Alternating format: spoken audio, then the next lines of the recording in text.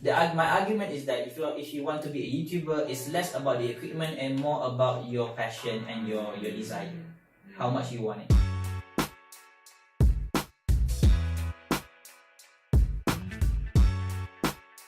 Hai, apa khabar semua? Terima kasih kerana sekali lagi menonton BorakBisnes. Okay, so hari ni kita ada tetamu yang sangat istimewa, iaitu Aiman Azlan. We are in his studio. So kami datang all the way to Perlis untuk berjumpa dengan dia. Sebab terima kasih. Jauh datang. Katalah if apa tu? Kalau teenager sekarang, dia beritahu mak dia, "Mak, tak nak kerja, nak jadi YouTuber."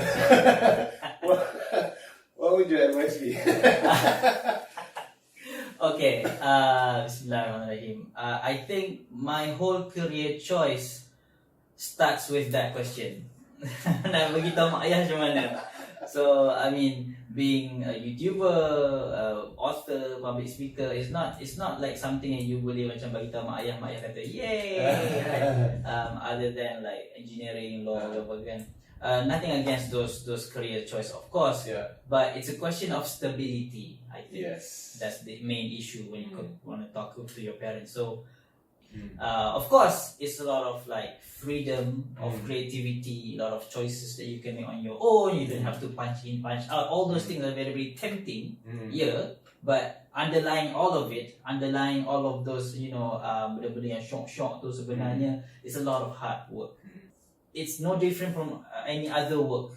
It has to rely on hard work. Maknanya kena take it seriously. Take it seriously. Just as kalau kita nak jadi doktor. Yeah, exactly. Yeah. So exactly. So treat it as if you want to study medicine. Nak masuk jadi YouTubing ni. How did your parents accept your decision? Okay. Personal story. So my parents, when I first I started video making since university. Okay. It started as like a fun hobby, like you could say. And my parents were like, okay lah, dia suka buat benda ni, it's fine. But then when you started to transition into making it a career choice, obviously mana-mana parents pun akan risau. Lagi-lagi teknologi baru. Lagi-lagi benda yang orang tak pernah buat. Mula-mula waktu saya bagi tahu mak ayah, dia orang of course risau dengan my career choice. Lepas tu saya kahwin pula tu, my in-laws pula risau with my career choice. So you have this tanggungjawab lah. You ada tanggungjawab, you ada responsibility untuk make sure that their worry slowly fades away with your own work, your own proving yourself to them. So masa permulaan tu, you talking about risiko, worry, concern parents. Aiman pernah tak rasa concern sendiri? Oh, well, definitely. Masa mula-mula tu? Definitely. I don't doubt my choice because deep down this is what I want. It makes me happy. It makes me fulfilled. I enjoy my work, which not a lot of people can say. So I'm lucky in that sense. But then I do have my concerns because you can balance out dengan reality lah. The reality is you have to pay the bills. You have a family to take care of if you're married, and you dah anak, so that extra concern pile up on your shoulder. So that concern is there. So I think it's healthy having that concern together with your ideals. Betul. So that you tak jadi terlalu diawangan sangat lah. You still bertapak dalam alam yang nyata. So I worry, yes, constantly about how I'm going to take care of my family. But I don't doubt my choice. The way that I see it is that aku kena kerja keras lagi untuk nak remove that worry. I think a good way of thinking about it juga is sama kalau kita baru mula-mula start sebagai accountant ke engineer. Kita juga akan risau. Of course. Mungkin permulaan tu gaji berapa? 1,500 ke 2,500 ke tak cukup. So then kita orang pun risau juga lah. So then go through the same process, maknanya okay, kerja keras. Buat baik dengan bos, whatever it takes, and then untuk naik maybe change new job ke, Yeah, ataupun yeah. naik pangkat ke, whatever. That's So, a very sama good lah. point. Yeah, it's a very good point. So basically, it's the same principle whether you kerja sendiri, kerja swasta atau kerja kerajaan. It's very same principle. You have to start low. You have to be humble in the beginning. You have to be humble Keluar lah. kan. But in the beginning, especially itu, you kena tahan, kena bersabar dengan nak asah benda tu, sebab benda tu dia takkan jadi overnight. So you kena kerja slow and make your way to the top. Yeah. And my concern is that saya takut yang kita dan juga adik-adik kita mungkin tidak ada kesabaran for that process tu. I mean, it takes years to build up. Okay, so kita nak tukar gear sikit. Okay, nak cerita pasal technical. Kalau orang nak mula nak jadi YouTuber, what is the basic equipment yang kita perlu ada? Oh, nak jadi YouTuber. I mean, not just you yang tanya, ramai juga yang tanya macam mana nak jadi YouTuber. So YouTuber is basically sorry kepada YouTuber di sana, we made up the term. We create the term. So itu yang bestnya di zaman moden ni, you can create your own word tau. So YouTuber is a term we create. So this is basically what it means is that you upload a video on YouTube, you become a YouTuber. Senang. Yeah. So what do you need for that? My argument is that everyone today has enough equipment to become a YouTuber. Because the basic equipment adalah a camera and internet. Tu je. Equipment is easy. The difficult part is that clicking upload is a difficult part. I mean, bila you try nanti you kan tahu lah. I mean, you have to record yourself. Kalau you nak jadi vlogger, you have to record yourself. You have to listen to your own voice, which kita tahu tak ramai orang suka kan. You have to edit and look at your own face. And it's not glamour in that sense behind the scenes. So that's the thing that you can overcome. Equipment is easy. Forget it. Focus more on your own confidence dulu. You boleh nak upload ke tak video tu. That's how you become a YouTuber. How was your first 5 videos? Masa mula-mula lagi. The first 5 videos. So flashing back, like the first video, the first 5 and the first one. The first one, I would say the most memorable lah. It was a 4-minute video. It's entitled First Vlog Ever. So my first vlog was entitled First Vlog Ever. The reason why is because I don't know what to do. I tak tahu nak cakap apa, nak cakap macam mana. So why not saya cakap pasal tu. Saya cakap pasal macam mana saya tak tahu nak buat video pertama. So it took me about 2 days to make that very simple 4-minute video. Kalau saya buat hari ni, saya boleh siap dalam masa setengah jam. Saya tak ada setengah jam, but half a day siap. Cepatlah. Kalau saya buat hari ni, but back in the day it took me 2 days. But what's most difficult adalah the psychological punya side tu. You nak overcome your own insecurity lah. You nak face the uncertainty. Orang suka ke tak? Apa orang nak cakap? Nanti orang hate aku pula macam mana? All those things datang. I mean, it's funny because this career like YouTubing is very simple. If you strip it down, kan? It's basically tekan record, tekan upload. That's it. Simple kan? Because you're talking about how to give confidence to your parents. So macam mana kita nak prove kepada parents tu, oh don't worry, ada income source ataupun revenue source. There are many ways that I know of over the years cara nak monetize from YouTube. What does it mean monetize video? It means that you benarkan iklan dalam video you. Kan bila you tengok YouTube video kadang-kadang tiba-tiba iklan keluar. Sama ada iklan tengah-tengah ke iklan in the beginning ke kan, tiba-tiba keluar kan. Every time orang either click on the iklan also on, so dia ada banyak algoritma dia lah. Orang yang buat video tu akan dapat duit based on the percentage that's agreed upon in the beginning. So that's how you directly monetize. But I don't do that even though I have the option to do so. It's a personal choice. To make it short, because I know I can't control at apa yang keluar. So saya risau lah bab tu, agak paranoid sikit. So what I do instead is that I do my own ad placement.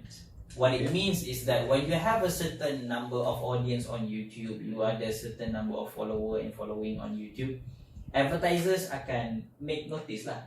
So advertisers akan datang kita untuk tanya, boleh tak you masukkan produk saya ke, masukkan campaign saya ke dalam tu, and you can choose. That's what I like, I can choose. So kalau saya rasa macam saya tak suka dengan produk ni, I would never say yes.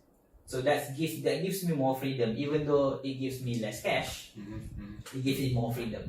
It's a personal choice. But then there's another way yang actually tak ada kaitan dengan YouTube video pun, but ada kaitan dengan YouTube influence.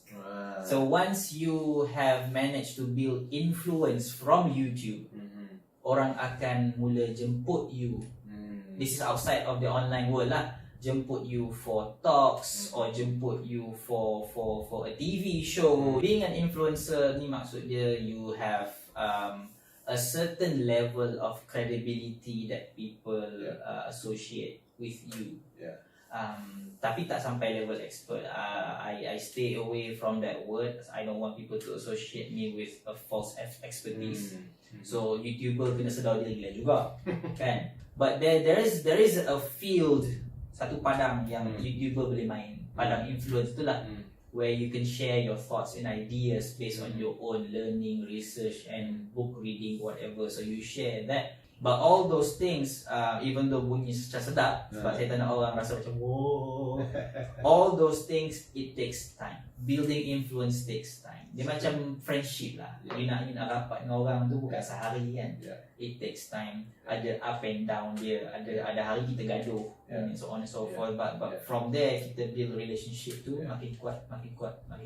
It's true. Ada banyak kaitan, macam sekarang ni pun dah cerita ni kita dah tahu banyak kaitan antara like kita boleh consider YouTube ni sebagai business, YouTuber ni as a legitimate career. So YouTube is big on community lah. In fact, that is something that businesses are beginning to see lah. So sebelum ni business dia jual produk dia, tak kisah sangat pasal offering more value, tapi sekarang ni that is being increased. Betul. So maknanya this whoever says YouTubing is not a real business tu macam I think kena adjust sikit lah to the current times kan.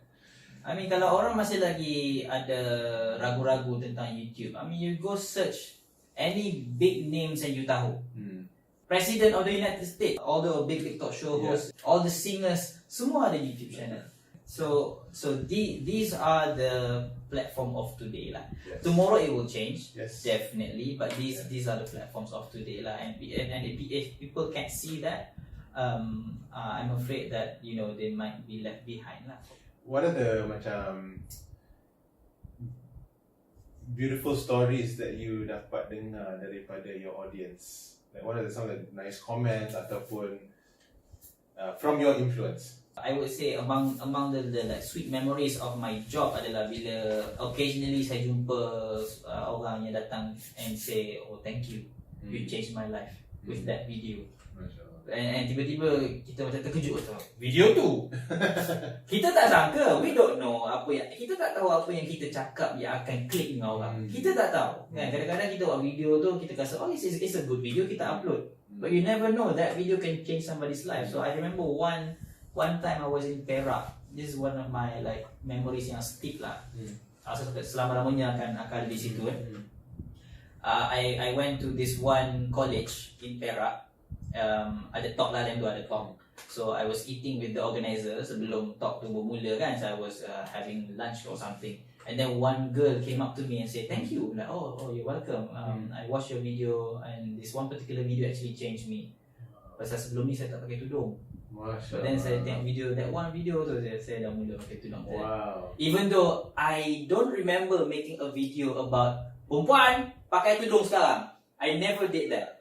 Okay, I never like that kind of approach. I don't like that approach, but I always use stories. I always use like a different approach to touch people's heart, and that one sticks. Even though tak plan pun, tak plan. You never plan this kind of moments kan. And then macam kita gamang lah. Nak kata apa kan? Kita kata wah, dia kata thank you kita, but kita kena kata thank you kat dia because those moments yang happens once in a while sahaja.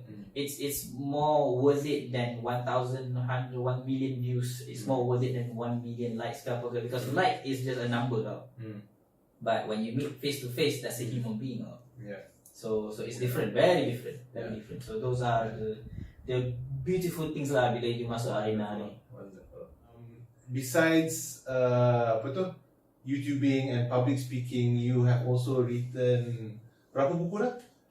So far 3 buku. 3 buku. So far, yeah, alhamdulillah. How do you feel about your books? How do I feel? The same feeling that I have for my videos. Maksudnya, the moment you put it out there, you bangga, but then bila you tengok balik, macam, I could do better. Macam tu lah. So, the books that I wrote, dia sama, origin dia sama macam video. You don't plan it lah. You opportunity datang, you ambil, you try. And from that try tu, ia menjadi. So, I started my first book with Hilal Ashraf. My second book, which is the one that I'm holding right now, The Other Side of the Coin. This is with Amin Misran. And my third book, Bercinta Selepas Nikah, which comes after the TV show that I was in. So the second book that I would like to mention, it's another story of something unplanned, something unexpected. Macam story tadilah pasal tudung tu kan. Because a Malay guy writing a book in English about motivation. In the beginning to even publisher buku ni pun rasa macam betul ni. Boleh kan, faham tak? So like my story of how I begin always starts with doubt. Video making semua starts with doubt. So you have to validate, you have to prove to them that this will go big. This will be good. So alhamdulillah, out of the 3 books that I wrote, this one is the most popular. Siapa sangka kan? Itulah. This is the one that I'm holding right now, is the 10th printing. Oh wow. 10th printing. Wow. 10th printing. So it's shocking, but it's humbling and also very very grateful lah that it happened. Alright, thank you very much. So if you've not gotten the book, get this book or get all the other 2 books. Okay, Aiman Azlan, terima kasih. It's such a great honor. Thank you very much. Welcoming me to your home and speaking to you and sharing all your experience and also wonderful stories. So I hope all of you have benefited a lot, and see you next episode. Okay. Alright. Assalamualaikum. Assalamualaikum.